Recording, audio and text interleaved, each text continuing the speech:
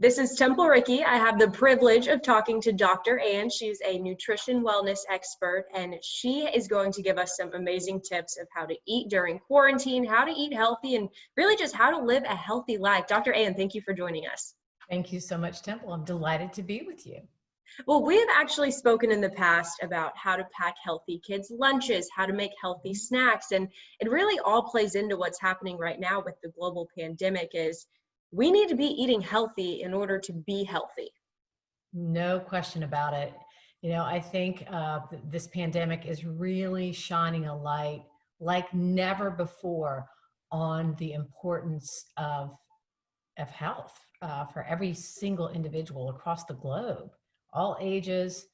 And what a time to really take stock of the power that you have over your own health, the power you have over your own immune system through your diet and lifestyle. So really important point. And you're a public speaker. You have published numerous books to help people out. I'll be sure to put some links to a lot of your work, which is tremendous. I live by it. It's great. I actually have a cutout on my fridge over to the left. But what are some tips people can think about while they're in quarantine? Maybe they don't have access to a bunch of healthy produce they used to from farmers markets, or maybe they're stuck inside. What can we do? So first of all, let's back up a little bit and make sure that people know that the foods you choose to eat really do have a major impact on your immune health, for better or for worse. And so there's really 4 key general strategies. So the first one would be minimize the foods that we know can hamper your immune function. And that would be processed foods in general, particularly sweets, desserts, sugary beverages, and then red meat, particularly processed red meat, hot dogs, bologna, salami, pastrami, and then fatty cuts of red meat. And you say, well, what's the deal with that particular group of foods? There's 3 primary problems. First of all, those group of foods that I listed are notoriously low in the critically important essential nutrients that your immune system can't function without. There's a large handful: vitamin A, C, E, the long chain omega-3 fats, fiber, zinc, selenium, vitamin D. So those foods are low in those critical essential nutrients, but beyond that, those are pro-inflammatory foods. Those foods drive inflammation. Anything that increases inflammation in your body, we know can compromise immune function. And then lastly, they don't have fiber. We now know the command and control center of your immune system is the gut microbiome, that ecosystem of that vast, just almost unfathomable complex ecosystem of bacteria that reside in your gut. They are the command and control center for your immune system. They are running it. And you want a healthy microbiome. What defines that? Well, it's filled with lots of good bacteria and a broad variety of good bacteria. And you say, well, how do I get that? Well, the only thing that good bacteria can survive off of and thrive in you and work properly from is fiber. That's what they eat. And what are the only foods that provide fiber? Well, not processed foods and not red meat, right? And not sugary beverages and not desserts, right? So that's the first thing. Get the foods that we know have been tied to poor immunity out. Then bring the foods in that have been so, consistently shown to be good for immune health, which are going to be whole plant-based foods. So simple, plant-based foods, fruits, vegetables, whole grains, beans, nuts, and seeds. Those particular foods. That's the second strategy. Eat more of those. Third strategy would be do include some seafood, particularly oily fish.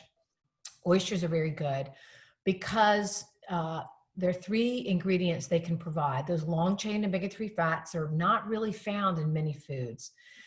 Omega-3 fats, then it's going to be zinc and selenium. All right. And then the next thing would be to be aware that there are really a large handful of foods that I call them the immune grand slammers, foods that have been scientifically validated to help shore up your immune function in one way or the other. And there's a a long list of those. It's like berries and pomegranates and oysters and green tea and walnuts and hot peppers and garlic and ginger and turmeric and Brussels sprouts and fermented foods.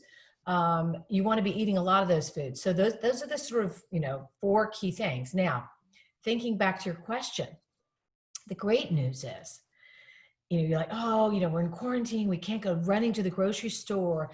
Well, if you think back at a lot of those foods, let's think of plant-based foods. First of all, whole grains are totally shelf stable. So no excuse. They don't perish. I mean, they're pretty much forever. Beans, you can get them canned. You can get them dried. You can get them frozen. They're shelf stable for a long time. There's many of the healthiest vegetables you could eat. I mean, I know I've been now in quarantine twice. We can talk about that.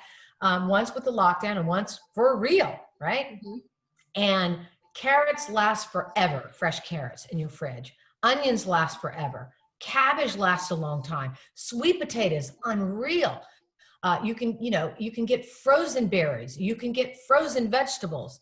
There are just so many ways. So it's not all difficult. There's zero challenge if you know what to do to eat for optimal immune health when you're sort of in this lockdown, can't go out and can't run to the grocery store all the time. Yes, mm-hmm. There's some great stuff that is a bit more perishable, but apples can last a couple weeks in the fridge, and citrus can, and avocados. I mean, there's a lot of foods that really. I ate like a queen without any difficulty, but I know what to do.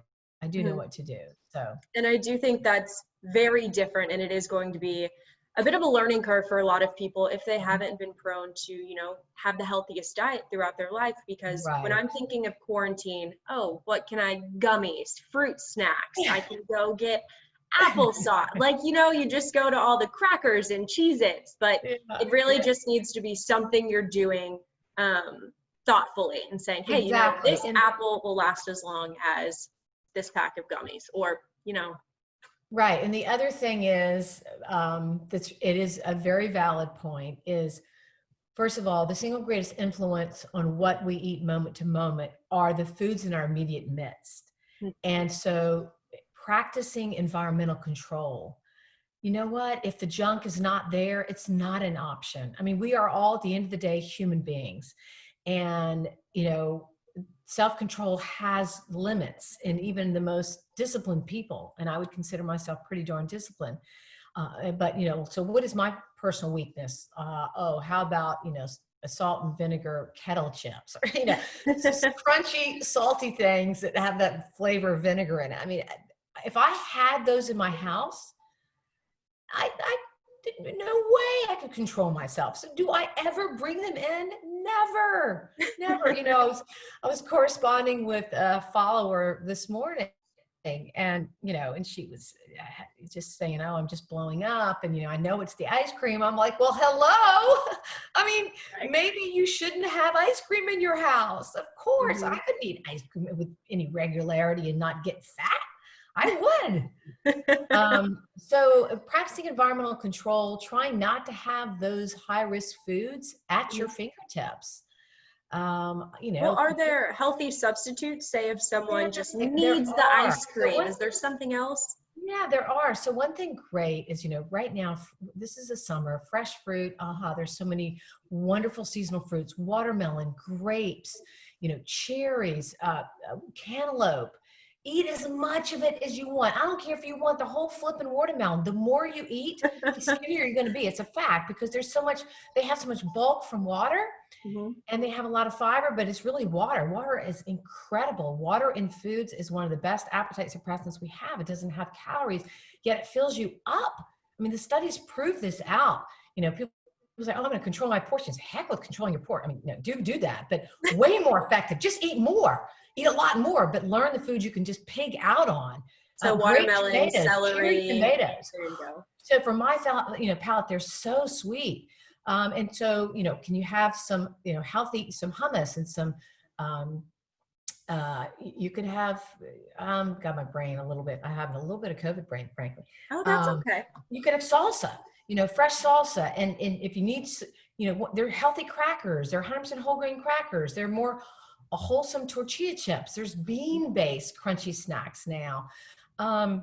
So, having fresh veggies that you can dip into hummus, or, having around a healthy, crunchy cereal that you can just go grab out of the box and get a handful of it. Not something that's like, super high in calories and super high in sugar, but there are definitely, ways to get around this. Nuts and seeds. I mean, nuts are incredibly sating, and we see that people that eat nuts regularly are leaner. 20% of the calories in nuts just come right out of your back end. They don't even go into you.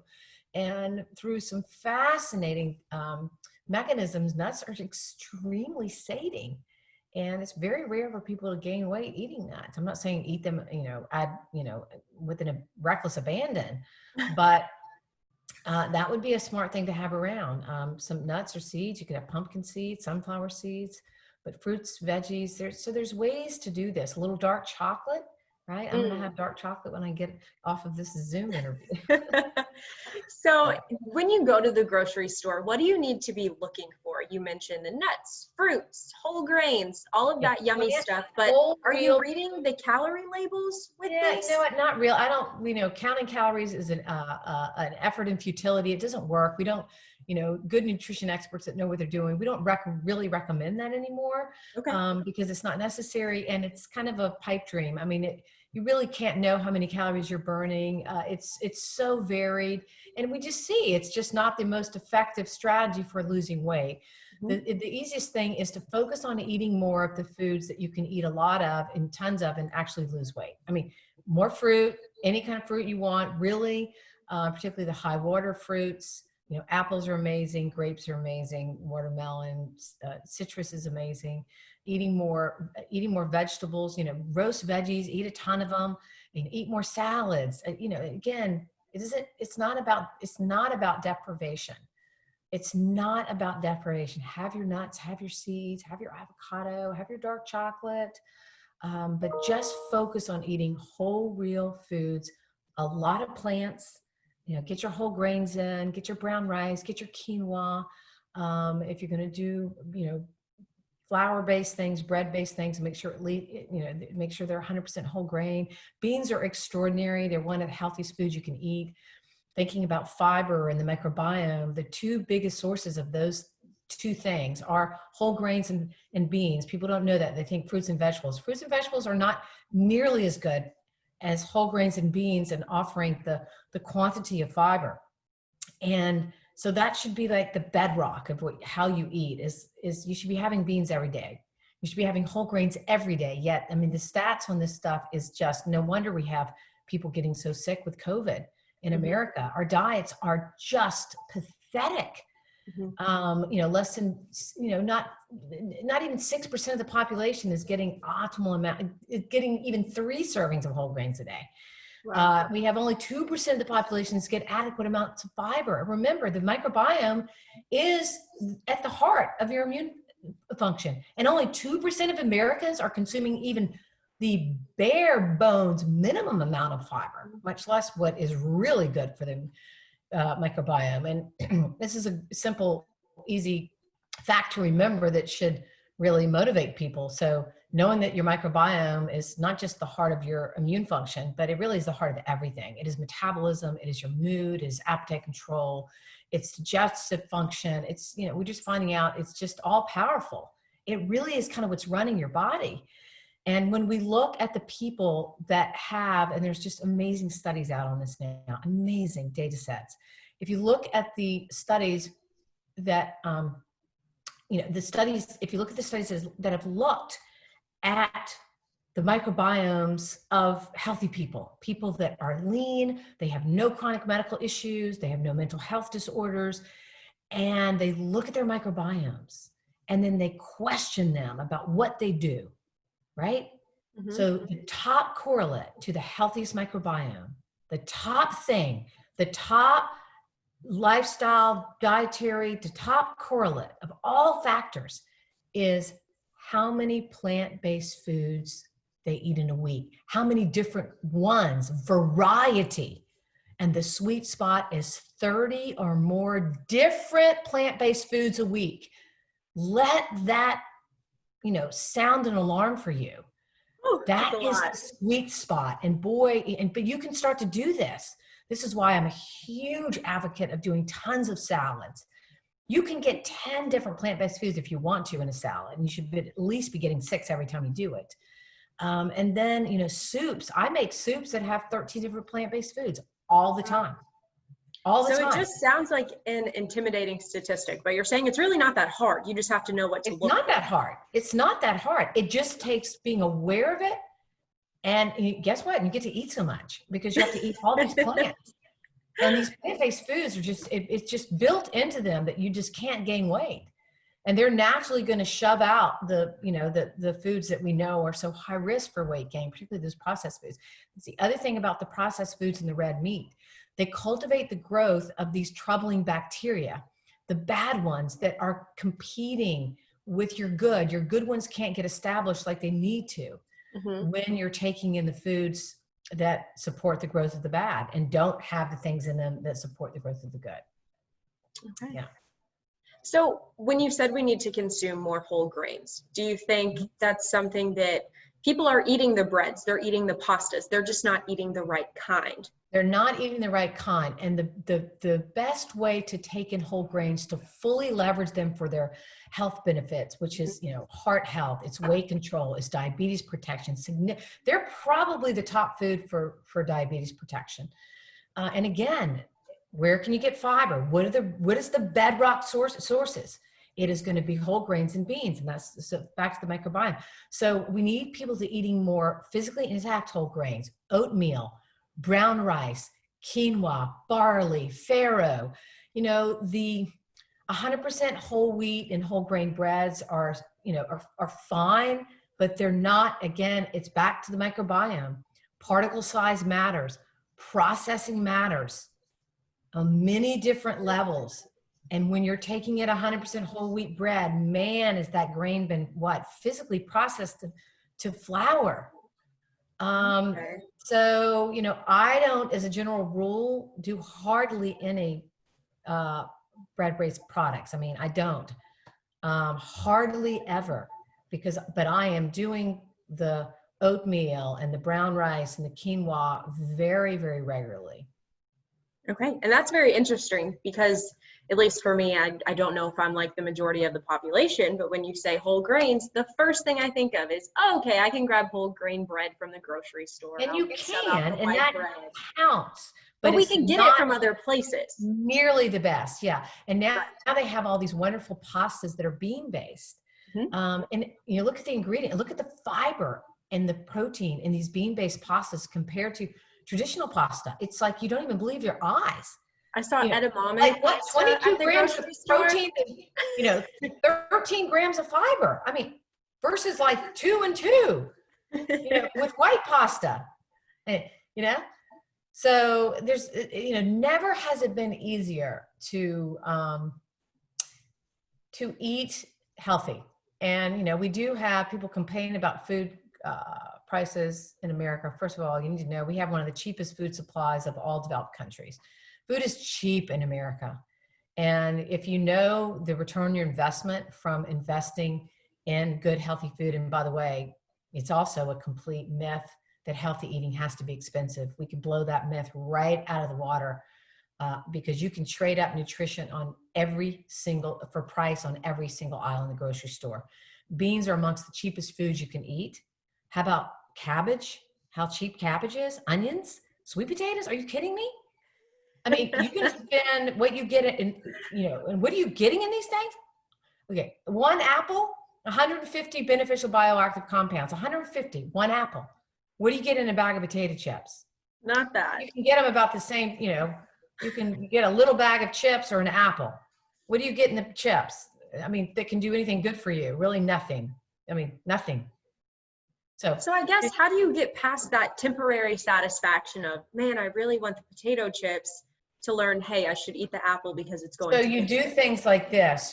First of all, you don't completely deprive yourself. So like I mentioned earlier, my weakness is salty, crunchy things. And so I know that, and I'm not going to deprive myself of that. Eating is one of life's greatest pleasures. I let myself have something salty, crunchy every day. It's usually going to be a more wholesome whole grain tortilla chip. Mhm. Right? There's lots of brands out there. You want to look for the highest in fiber and the highest um, in protein that you can get. And look at the ingredients. It's just, stone ground corn with a little bit a plant-based oil. I mean, I'm not saying that's healthy, and they are processed, but it's not unhealthy. Let's call it maybe a little bit more neutral. And dip that in some hummus, or dip that, which is healthy, really healthy, or dip that in to some salsa, which is really healthy. Nuts, I always have nuts. You should have nuts every day. I mean, 40% of people are not having nuts regularly. I mean, look, the stats on nuts and health is mind blowing. I don't know if there's any single food that can claim the health boosting power that nuts can claim. It's just extraordinary, right? Well, I think some people may avoid nuts because, again, we don't like to count calories. You made that clear, but the fat in nuts is so high. So it's understanding, what that actually means for your body versus the fat in trans fat potato chips. Yeah. So they need to just know that we see very clearly that people that eat nuts regularly have an easier time with weight control than people that don't. And now I recently did one of my video tips on digging into what we know about nuts and why it's so incredible. They activate something called the ileal brake, which is a very powerful satiety mechanism. It makes it, when ileal brake goes off, you're done eating. You don't want any more. And then, we know 20% of up to 20% of the calories simply you poop it out. It comes right out the other end. Mm-hmm. And then they're good for the microbiome. We see benefits with that.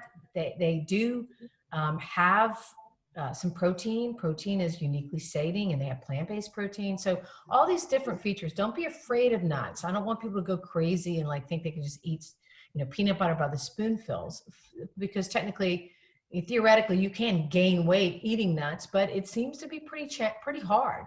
Mm-hmm. And the other thing is they're so sating, you almost feel sick if you eat more than about an ounce of nuts. Wow. They're that sating that you just, I challenge anyone that's in tune with their appetite mechanisms to try to eat more than 2 ounces of nuts. It's hard. Okay.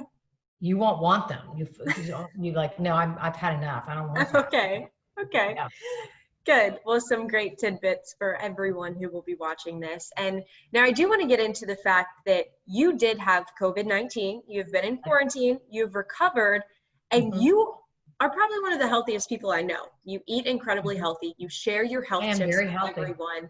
So how was it for you? How are your symptoms? So I will tell you, I don't just walk my talk, I run it. I'm a normal weight. I have been a normal weight my entire life. I'm extremely fit. I'm not just sort of fit. I'm very fit. I exercise every day. I go pretty hard when I do.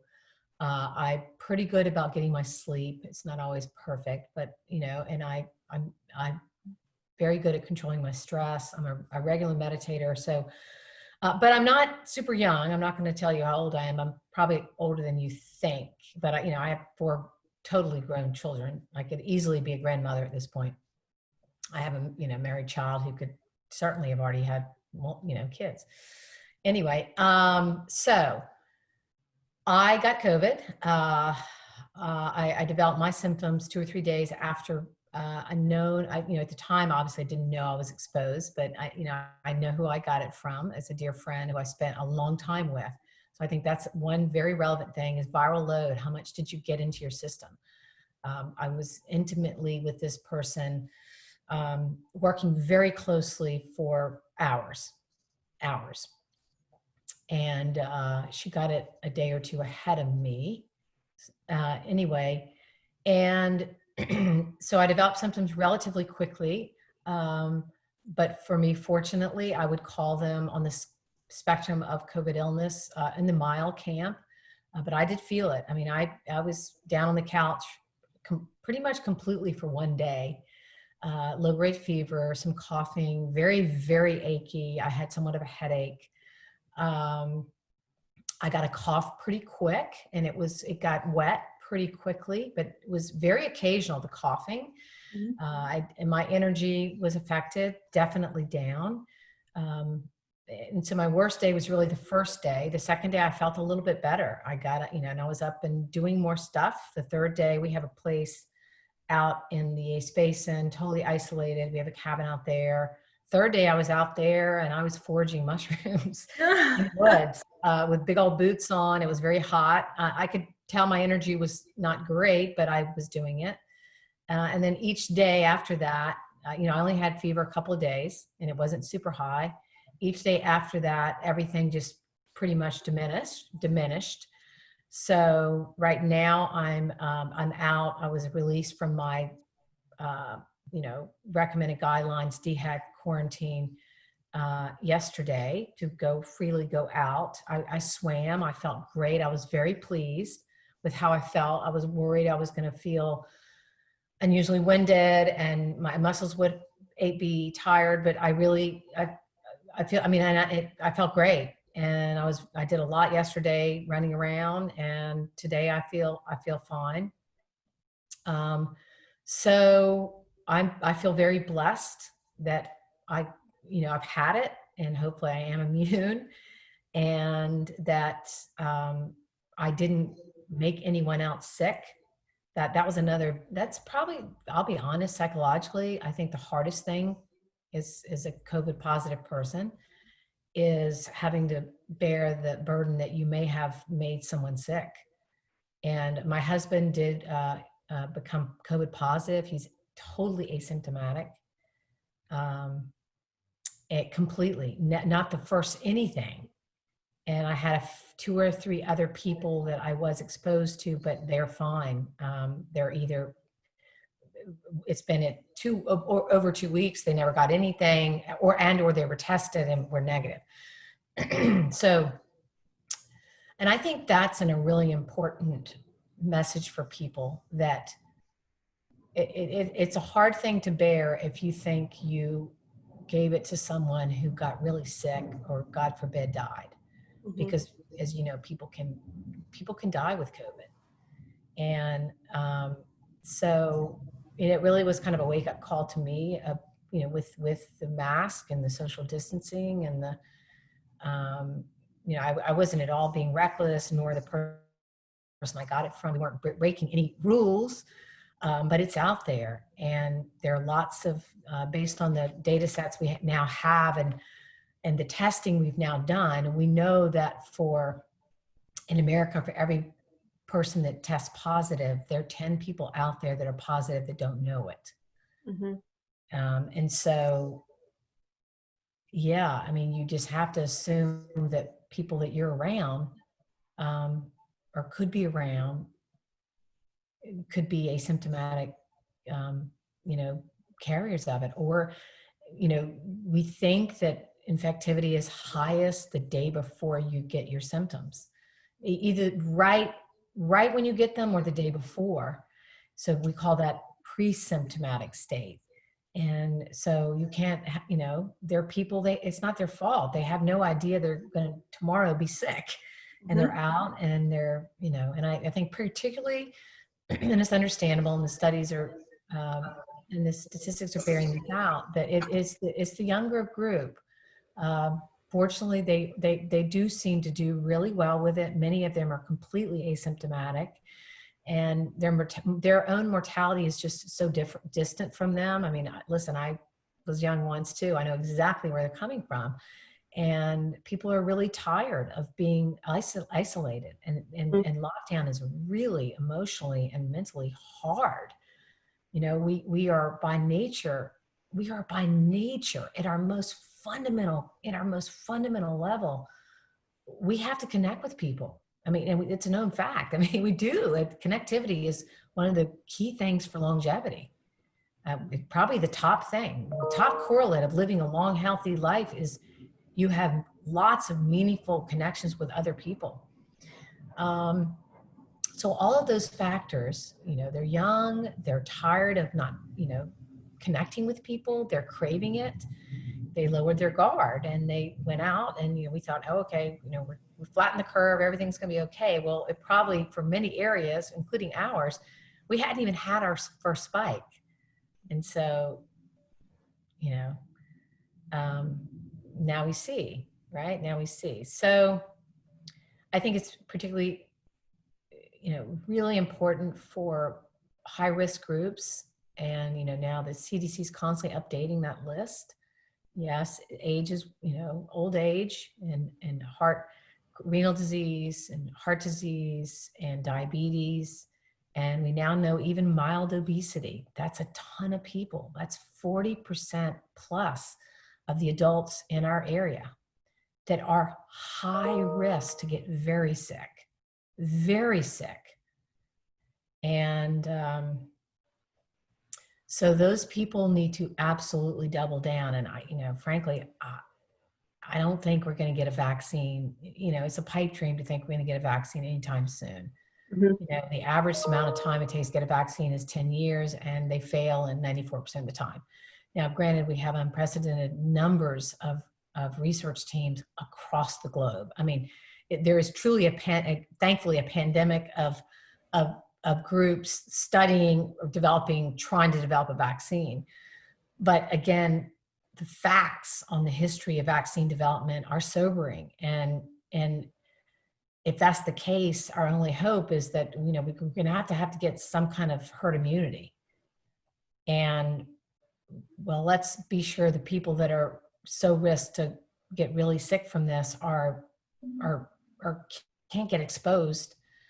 And then the other healthy people circulate it and share it and pass it on. And, with time that is going to happen. I mean, Right. Once you get it and you think, God, I'm a pretty cautious person, I hadn't been around a lot of people, you realize it's kind of no stopping it. I mean, there's an element of that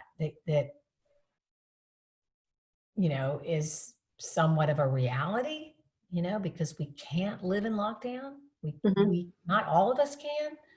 We can't. I mean, we can't do that. We already have 10,000 people we think that got cancer because they couldn't get cancer screened, or their cancer diagnosis was delayed. So it's this dance of, minimizing the harm and minimizing the risk as we move forward.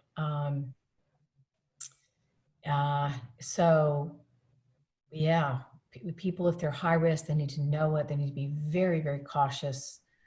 And people that are healthy need to know they can have it and not know it. And back to social distancing. I mean, and it's hard, but you can be around people and not be within 3 feet of them. And you can, avoid being indoors with lots of people. That's probably the worst thing. There's a theory circulating that one reason the Sun Belt states, if you look all the way across the most southern part of the United States, all the way across from west to east, people are forced to be indoors. It's just too hot. I mean, if you live in Houston right now, you can't even go. I mean, you go outside to try to breathe and it burns your nose. I mean, you know what I'm saying? So and indoors is like an airplane. The air is just circulated. With windows shut and ACs on, and we do think that may be one of the reasons we're seeing this massive spike in these warmer climates, because now everyone is indoors, which means everyone is more together in a closed environment. So outside, if you can be outside to be with people, is the place to do it. And even then, stay away from the crowds and keep your distance. And again, once you've had it, you see these things. New perspective. And you do have a new perspective. So, and I hope my sharing and being totally candid about my experience helps people. I do think my health has a lot to do with how I sort of, dance through it pretty well. My husband is as healthy as me, and he's even a little more attentive with the gut stuff, because he's kind of had to be, and he's totally fine. totally fine. He's going to get retested a couple more times, and hopefully he's now negative, before he ventures out. But because, he has had no symptoms, nothing. So. Wow. Well, I am glad to hear your symptoms were very mild. Do you think that attributes to the healthy lifestyle that you've been living? I don't think there's any question. And I'll tell you something, as Grace would have it. Wow, what a blessing. Mushrooms are they're an immune grand slammer. I mean, any mushroom. And I forage mushrooms because we have this, I love doing it. I love foraging. I've been trained in it. And chanterelles flushed 2 weeks ago. I've probably never seen a chanterelle flushing like that ever. I mean, there were so many at our property. And, when you get fresh chanterelles, I mean, they're like gold, and, they cost $30 a pound at Whole Foods. I mean, and, wow.